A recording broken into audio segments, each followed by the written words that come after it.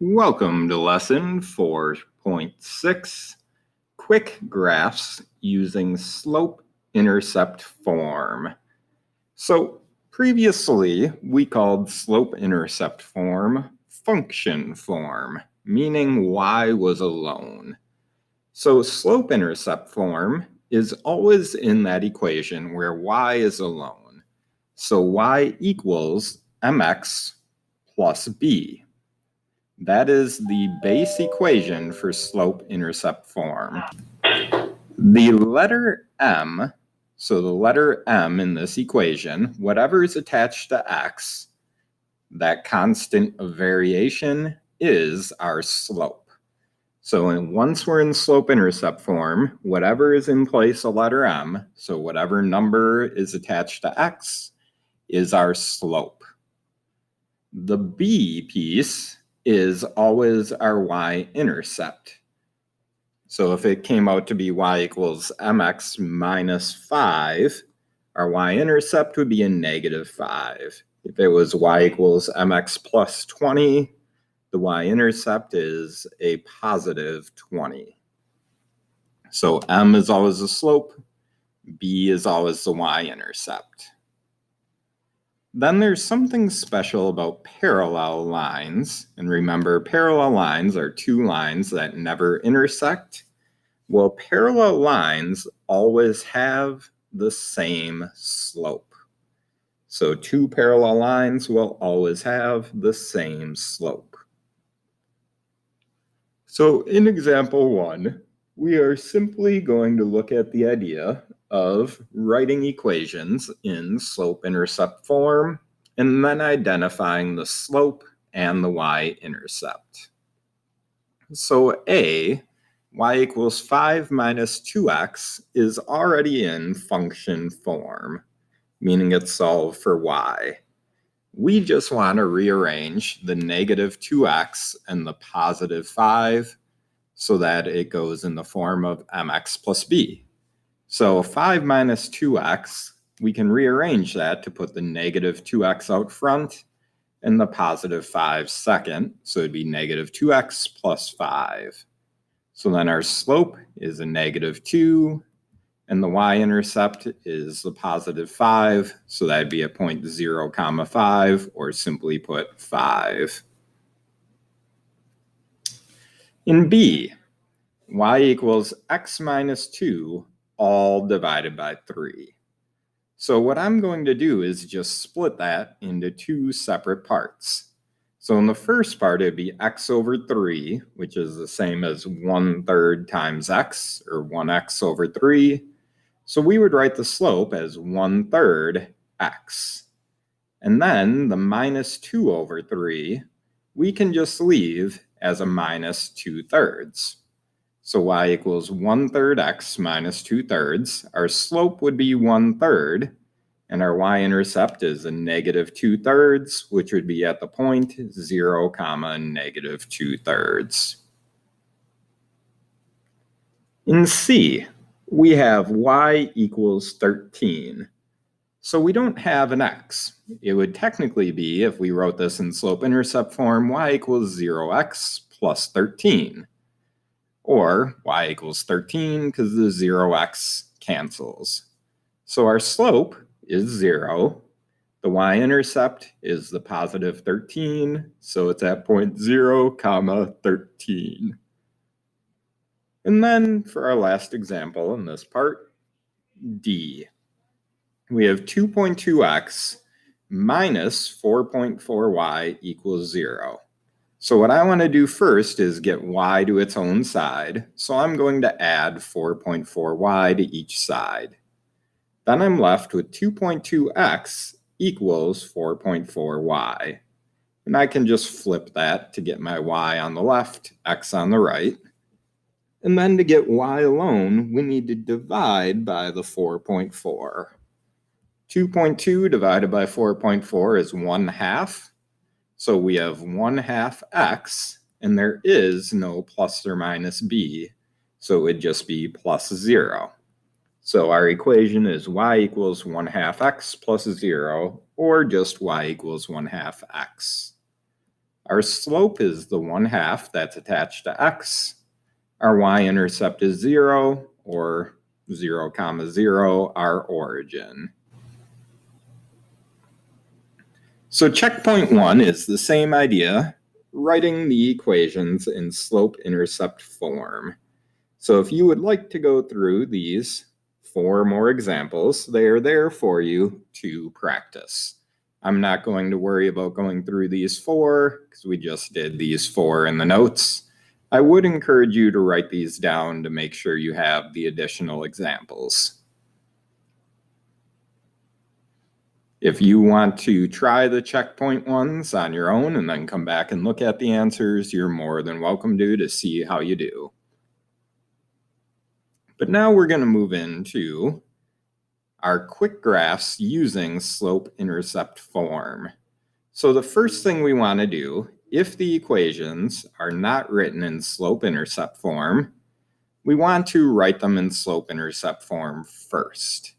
Then we're going to use these 2 steps on creating our quick graph. So if we have a negative 2x plus y equals negative 3, I need to get y alone, so I'm going to add 2x to each side, and y would equal 2x minus 3. So our slope is attached to the x, so I know my slope is 2, and my y-intercept is a negative 3. So according to my rules, I start at the y-intercept. So you're always going to start at the y-intercept for these quick graphs. So we're going to go over 0, down 3. So go over 0 from the origin, down 3, put your point. Now from the y-intercept, we follow the slope. So if our slope is 2 over 1, that would tell me go up 2 and right 1. Because it's rise over run. So if it's a positive slope, we go up and to the right. If it's a negative slope, we go down and to the right. So we would go up 2, right 1 from that point. So up 2, right 1. Put your point. Your next point from there would be up 2, right 1. Put a point. Up 2, right 1, put a point. And we could do that forever. But we only need 2 or 3 points to create our line, and then you can draw in the line connecting those points. So again, the process is to start at your y-intercept and then follow the slope from there to get your next points.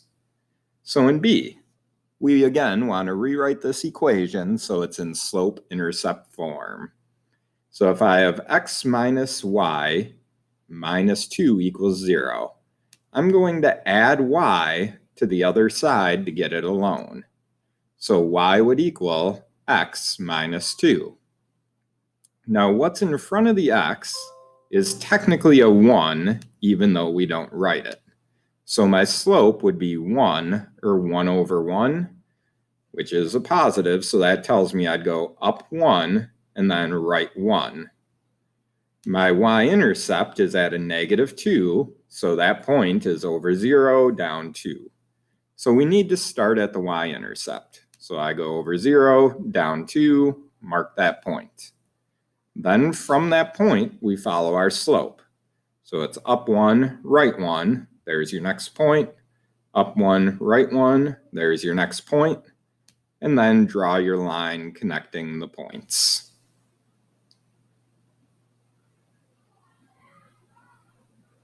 So we're going to look at one more to make sure we get this idea. And on this one, our slope is not a whole number, so it comes out to be a fraction. So we'll look at this example and see how you do. 2x plus 3y equals 9. We need to get that into slope-intercept form, so I'm going to start with subtracting the 2x. So I would have 3y equals a negative 2x plus 9. Because that side was 9 minus 2x, so I wrote it as negative 2x plus 9. Then, to get y alone, each term needs to be divided by 3. So y would equal a negative 2 over 3x, or negative 2/3 x, plus 3. So our y-intercept right here is at a positive 3, so over 0 up 3. Our slope is a negative 2/3. So that means I'm going down 2 and then right 3. So I need to start at 0, 3. From that point, go down 2, right 3. Down 2, right 3, and you can draw your line. If moving down and right, let's say I was starting here and I'd run out of space, you can always do your slope in the inverse. So instead of down 2, right 3, we could go up 2, left 3. So up 2, left 3 would still be on that line. So for the quick graphs, once you're in slope-intercept form, you start at the y-intercept, mark that point, and then from the y-intercept, you follow the slope, up or down, and then over. Now we're going to go into the last concept here, example 3, which asks, which of the following lines are parallel? So we know in order to be parallel, they have to have the same slope and a different y-intercept. Because if our equations were the exact same, if both came out to be y equals 2x plus 4, and another one was y equals 2x plus 4, those would be the same exact line, not parallel lines. So we want the same slope, but a different y-intercept. So if we have 3 lines, A, B, and C, we simply want to rewrite these in slope-intercept form to see our slopes. So line A, we need to add the 2x to each side, so y would equal 2x plus 4, meaning my slope is 2. Line B, x plus 2y equals 6.